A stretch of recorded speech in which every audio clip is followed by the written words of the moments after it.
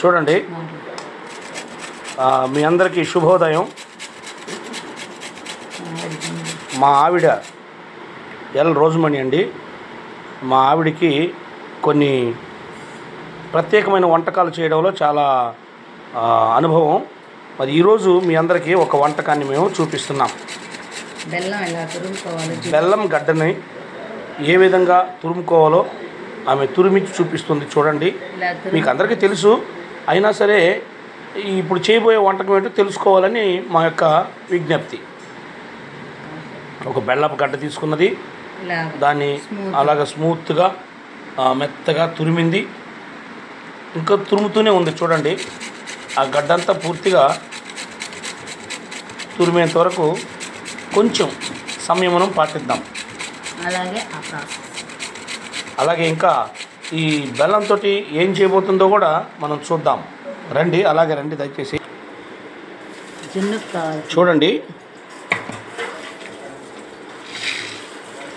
ఇది జున్ను పాలండి. అది మామూలు పాలండి.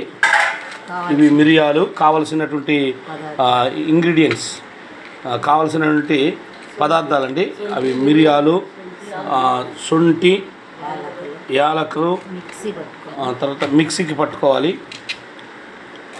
ఒక్కొక్కటి మిక్సీలో వేస్తున్నారు.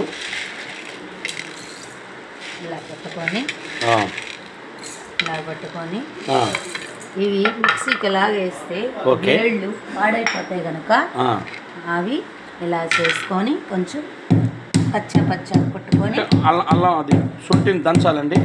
అలాగ దంచి అప్పుడు ఇలా చేసి దీంట్లో వేసుకుంటే, ఇది మా అమ్మమ్మ గారు చేసేదండి. ఇలాగా. మీ అమ్మమ్మ గారి పేరేంటండి? టీ రాజమ్మ గారండి. టీ రాజమ్మ గారు. ఇలా చేసి ఇలా మిక్సీలో వేసుకొని మెత్తగా పట్టుకుని, అప్పుడైతే రోళ్ళు ఉండేవి, బాగా రోట్లో దంచుకునేవారిని. ఇప్పుడైతే మిక్సీలు కాబట్టి మెత్తగా రావాలని, అప్పుడైతే పొలుకులుగా ఉన్న సొంటి పొడిని తినేసేవాళ్ళు. ఇప్పుడు పిల్లలు అలా తినరు కాబట్టి కొంచెం మెత్తగా వేసుకొని ఇలా కొట్టుకొని మెత్తగా వేసుకొని పొడి చేసుకుని ఆ పొడిని పాలల్లో కలుపుకోవాలండి. జున్ను పాలండి. జున్ను పాలల్లో కలుపుకోవాలి.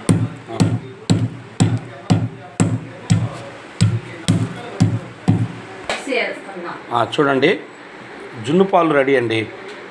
మామూలు పాలు రెడీగా ఉన్నాయి ప్యాకెట్లో. అలాగే ఇప్పుడు దంచబడినటువంటి ఆ మిశ్రమ పదాలన్నీ రెడీగా ఉన్నాయి మిక్సీలో. ఈ బెల్లం, తురిమిన బెల్లం అండి. అక్కడ మిక్సీ వేస్తున్నారండి, చూద్దాం.